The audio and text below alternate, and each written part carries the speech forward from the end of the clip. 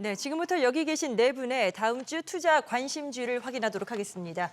관세 리스크가 계속되고 있는 가운데 업종별 이슈는 또 촘촘하죠. 아주 꼼꼼한 전략이 필요할 것 같은데요. 자, 먼저 관심주 김호영 대표부터 보여주시죠. 네, 저는 포스코 DX를 가지고 나와봤는데요. 포스코 그룹의 IT, 서비스 사업 및 시스템 엔지니어링 사업을 영위하는 기업입니다. 최근에 이제 포스코 그룹주가 전반적으로 주가 자체가 많이 레벨업이 됐는데 알래스카 프로젝트를 비롯해서 미국의 LNG 사업 이런 전반적인 요소들이 모두 다 혼합되어 있는, 믹스되어 있는 그런 성장이었습니다. 근데 이 포스코 DX는 이런 쪽과는 관계가 없는 IT 솔루션 기업인데요. 이제 공장 자동화 부분, 그러니까 스마트 팩토리라고 하죠.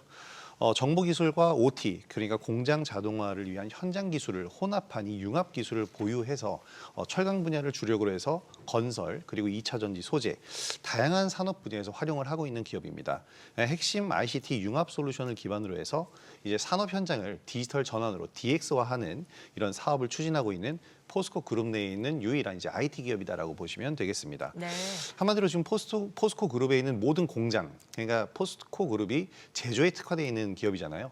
이 공장들을 모두 스마트 팩토리화하는 그런 기업이다라고 보시면 되겠는데, 그렇기 때문에 철강과는 상관이 없지만 철강 관련 사업을 할 때에도 제철소를 만들어야 되고 또 공장을 변화시켜야 되기 때문에 포스코 DX의 수혜가 예상이 되는 부분입니다.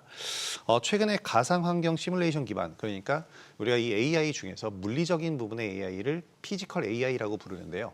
통상 휴머노이드 로봇이 이 피지컬 AI의 대표적이다, 정점이다라고 보시면 되겠습니다. 근데 이 기술을 이용해서 이제 포스코 DX가 어떤 작업을 하고 있냐면 엔비디아의 옴니버스 플랫폼 아이작심을 이 소프트웨어를 활용해서 가상현실에 가상 공장을 짓고 그 공장에서 물건을 생산하는 것까지 모두 가상 시뮬레이션을 돌립니다. 그렇게 해서 오류가 있는지 없는지를 체크하고 오류가 없이 완제품이 나오게 된다면 그걸 이제 현실에 있는 공장에 대입을 하는 이런 솔루션인데요. 이런 솔루션들을 현장에 계속해서 적용을 하면서 경쟁력을 키워가고 있습니다. 최근 이제 포스코 그룹주가 알래스카 프로젝트 수혜주로 부각이 됐는데 포스코 DX도 이런 각종 포스코 그룹의 사업 역량이 넓어질 때마다 이 수혜를 받기 때문에 스마트 팩토리의 우리나라에서 가장 강자로도 부상할 수 있는 가능성이 있겠다 보시면 되겠고요. 일단 매매 전략을 말씀을 드리면 네. 최근 바닥권에서 올라오고 있습니다. 포스코 그룹주가 전체적으로 그런데 포스코 DX의 시세는 좀 더 빠른 편이거든요. 최근에 이제 두 번의 상승 파동 이후에 오늘 좀 조정을 받기 시작을 했는데 27,000원 초반선까지 매수가를 좀 잡아보시면 괜찮을 것 같고요. 손절가는 25,000원, 그리고 목표가는 한 32,000원에서 33,000원 선까지 1차적으로 보시면 좋을 것 같습니다. 네. 다음은 이제 백진수 대표의 관심주를 들어보려고 하는데 상당히 핫한 종목을 또 준비하셨네요. 네, 현대로템을 가지고 왔습니다. 네. 또 이제 목요일 날 급등이 나왔기 때문에 살짝 이제 부담스러울 수 있는데 앞에서 우리 강동현 대표님이 방산주 아직까지 좋다고 했으니까 방산주를 가지고 왔는데요. 일단은 이제 방산주가 여기서 추가적으로 더 올라가기 위해서는 계속 뭔가 나와줘야 되잖아요. 그래서 나올 게 있을지 없을지를 먼저 좀 봐야 되는데 현대로템은 아직도 나올 게 몇 가지 있습니다. 첫 번째가 이제 4월 중에 K2전차 폴란드 2차 계약이 있는데요. 그게 이제 예상이 되고 있는 상황인데 1차 계약금으로 4조 5천억을 받았었거든요. 근데 이번 계약은 이제 다양한 옵션이 포함이 됐어요. 물가 상승분도 반영이 되고 이것저것 이제 반영이 되기 때문에 이 4조 5천억 훨씬 큰 4조 5천억보다 훨씬 큰 금액으로 계약이 체결될 것이다라고 기대를 하고 있는 거 있고. 그리고 이제 두 번째는 이제 폴란드를 시작으로 이제 폴란드 주변국으로 또 이제 유럽 이 마케팅이 넓혀진다는 어떤 가능성이 있습니다. 그리고 이제 팔았으면은 정비 유지를 해줘야 되잖아요. 가서 이것도 계속 매출로 안정적인 매출로 플러스 될 수 있다라는 부분이 있고요. 이제 더 큰 거는 이제 올해부터 중동 시장 마케팅을 본격적으로 추진을 하는데 이 중동 시장에서도 좋은 성과가 상당히 기대가 되는 이유가 몇 가지 있어요. 먼저 중동은 일단 유럽과 적대적이기 때문에 유럽 업체들한테 방산을 맡기진 않을 거다. 그리고 이제 미국한테 맡길 수 있는데 미국 방산 업체들은 지금 현재 미국 거, 그러니까 미국 내수 거 하는데도 감당하기가 힘든 정도라서 수출 물량 자체가 없습니다.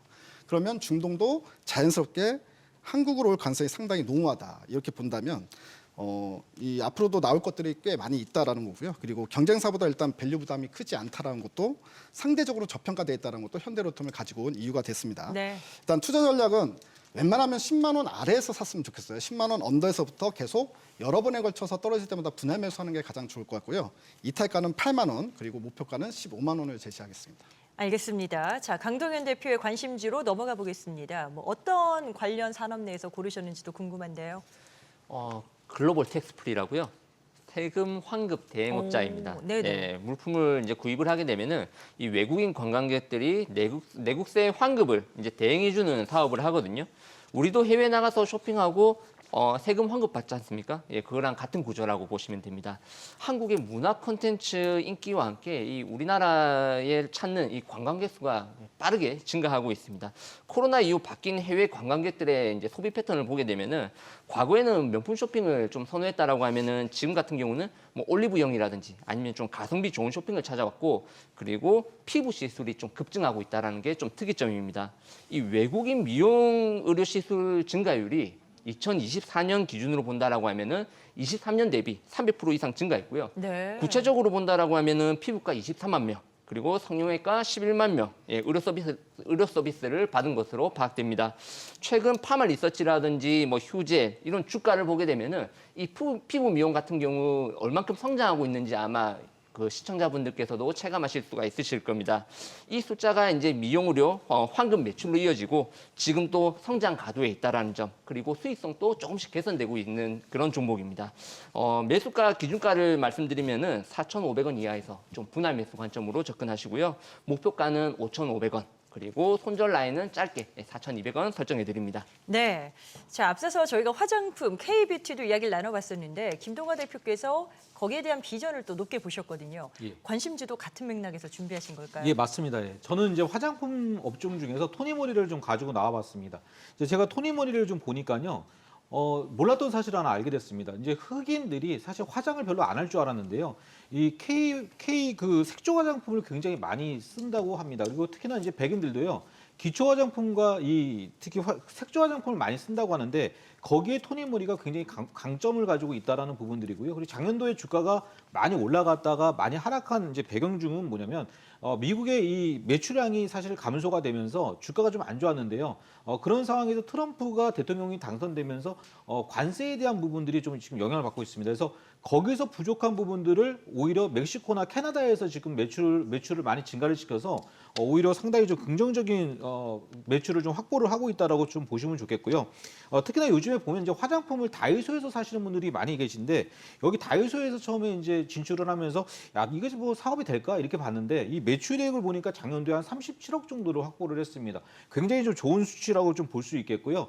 2024년도를 보니까 1,770억 정도의 영업이익이 한 120억 정도의 이익인데 여기서 이제 영업의 이익이 나타나면서 166억 정도의 높은 성장세를 보여줬고요. 특히나 화장품 같은 경우에는 영업이익률이 10% 이상 올라가기가 사실 좀 쉽지는 않은데 당사 같은 경우는 지금 영업이익률이 거의 한 20% 가까이 올라왔다라는 부분들은 굉장히 좀 긍정적이다. 이렇게 보시면 좋겠습니다.